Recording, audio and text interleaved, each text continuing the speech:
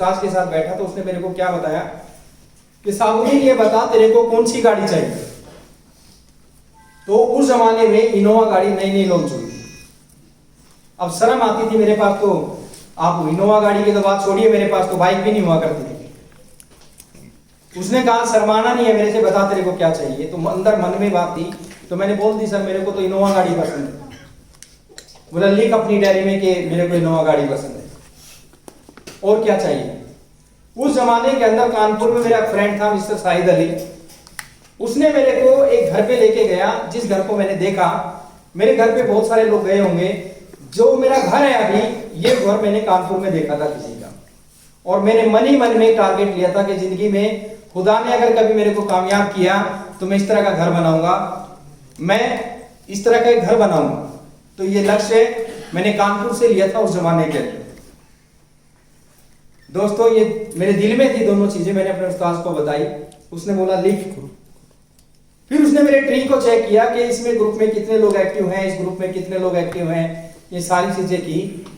तो उसने मेरे को एक आइडिया दिया कि साबुद्दीन तुम अगर इस तरीके से काम करते हो तो ये चीज तुम्हारी इतने दिन में प्राप्त हो सकती है, ये चीज तुम्हारी इतने दिन में प्राप्त हो सकती है। तो मैंने लिखा दोस्तों, मैं बहुत शॉर्ट में, क्योंकि अगले टॉपिक पे जाऊंगा, फिर मैं वो टॉपिक मेरा थोड़ा सा गर्म पानी होगा ना।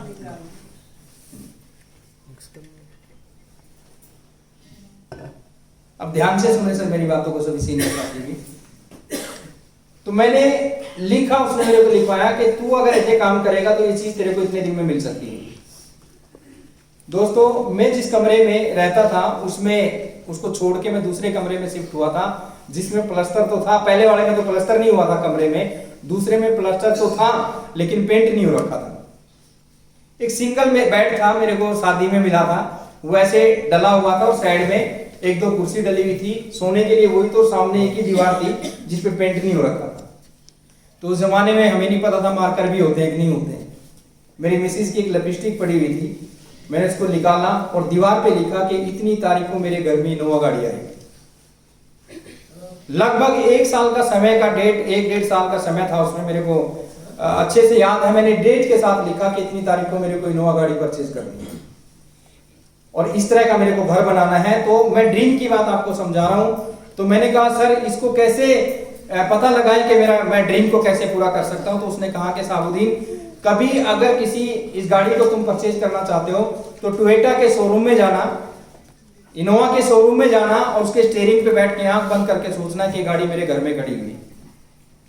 दोस्तों प्रैक्टिकल बोलना एक अलग चीज है, जो बोलते हैं ना जो दिखता है वो बिकता है। जब आदमी किसी चीज को, मेडिटेशन के बारे में आपने सुना होगा, मैं ऐसे लोगों को जानता हूं जिन्होंने मेडिटेशन से अपनी बड़ी बड़ी बीमारियों को दूर कर लिया है। ये क्या होता है, ये अंदर के अंदर जब आदमी किसी चीज को डालता है ना, अपनी खोपड़ी के अंदर डालता है, उसी तरह की चीजें बाहर निकलनी शुरू होती है। मैंने खुद अपनी जिंदगी में प्रैक्टिकल इसको देखा है। तो मैं दोस्तों इनोवा के शोरूम में गया करनाल, और इनोवा के शोरूम में वो बंदा आया, उसने कहा सर इस गाड़ी में ये खूबियां हैं। मैंने कहा तू साइड में हो, मेरे को इसको जो है देखना है अंदर से।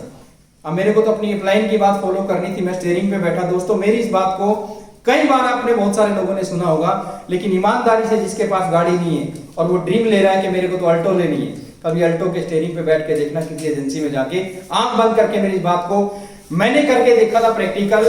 मेरे दिल की धड़कनें तेज हो गई थी जब मैंने महसूस किया था कि गाड़ी मेरे घर में आएगी। दोस्तों मेरी स्पीड बढ़ गई काम करने की। मैंने अपने प्लान के बताए हुए रास्ते पे काम करना शुरू किया।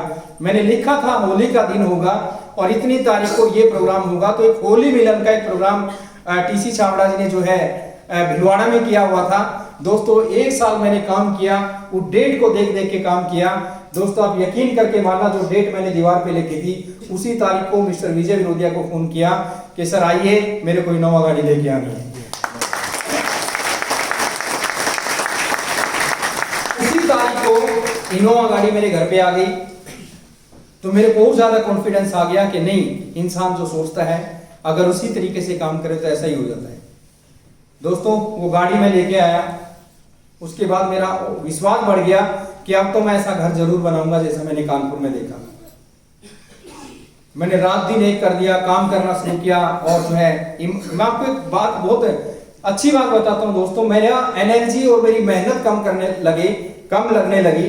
और रिजल्ट मेरे को ज्यादा मिलने लगे उसके बाद, और मैं काम करता करता आगे बढ़ा।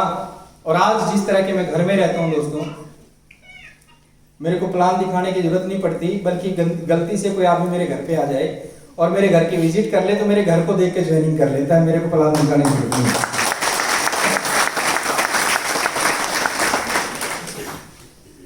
अगर मैं पहले से करोड़पति होता ना तो शायद इतने कॉन्फिडेंस के साथ आपको बात नहीं बता सकता था। गरीबी क्या होती है मैंने बड़े नजदीक से देखी है, नहीं बता, मतलब वो सेमिनारों का मेरा पार्ट रहता है, लेकिन अमीरी के चौंचले क्या होते हैं मैं उसको बड़े नजदीक से देख रहा हूं दोस्तों। आज पैसा, इज्जत, शोहरत, मान सम्मान, आज जो है ऐसे ऐसे लोग जिन लोगों के बारे में कभी हम कल्पना नहीं करते थे। अमिताभ बच्चन जी जैसे लोगों के साथ वो टीम में बैठ के 20-20 लोगों के बीच में बैठ के कि यार ये वही अमिताभ बच्चन है जिसको हम बचपन में देखते थे, उनके साथ हमने बात की। हैदराबाद में टीसीजी के साथ, सानिया मिर्जा के साथ पर्सनली 5-4 लोगों के बीच में बैठ के बात करने का मौका मिला। तो ये सारी की सारी चीजें जो हैं बिल्कुल पॉसिबल है अगर आप इसको उस तरीके से काम करें जिस तरीके से आज मैं बता के जाऊंगा। तैयार हैं सब लोग? मैंने उसी तरीके से काम किया। साबुद्दीन खान जिंदगी में कभी आपको ट्रेनिंग देने के लिए नहीं आएगा अगर आपको रिजल्ट नहीं आएगा, लेकिन करना पड़ेगा। खाली सुन के डायरी में नोट करने से कुछ नहीं होगा, उसके ऊपर एक्शन लेना पड़ेगा अगर अपनी जिंदगियों को बदलना चाहते हो। देखिए आज मैं बहुत सारी चीजों को थोड़ा सा दूसरे तरीके से करना चाहता हूँ।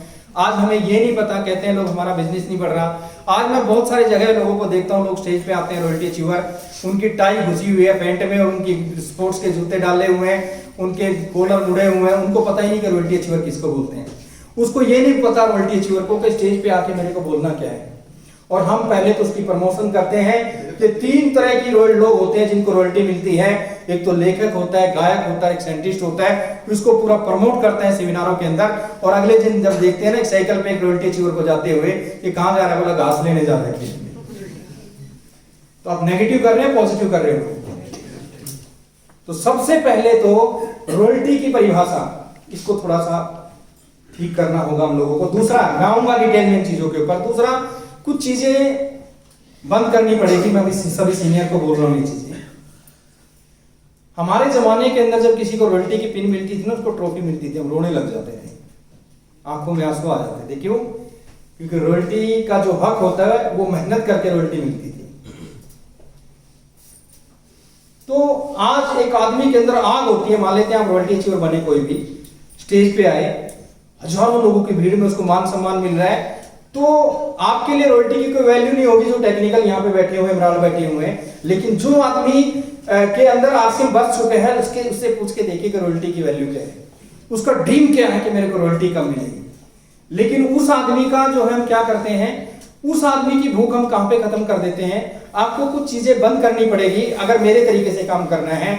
ये जो हम छोटे सेलिब्रेशन, कोई ऐसा सेमिनार नहीं जाता जिस सेमिनार में हम लोगों के गले में फूलों की माला नहीं डालते। हम 10,000 पे, 20,000 पे, हम 40,000 पे, 70,000 पे हमने लोगों के गलों में माला डालनी शुरू कर दी। लोगों को जो है बड़े बड़े हमने ट्रॉफियां देनी शुरू कर दी। उसके अंदर जो आग थी वो ट्रॉफी प्राप्त करने की, आपने 10,000 के बिजनेस पे खत्म कर दी उसको।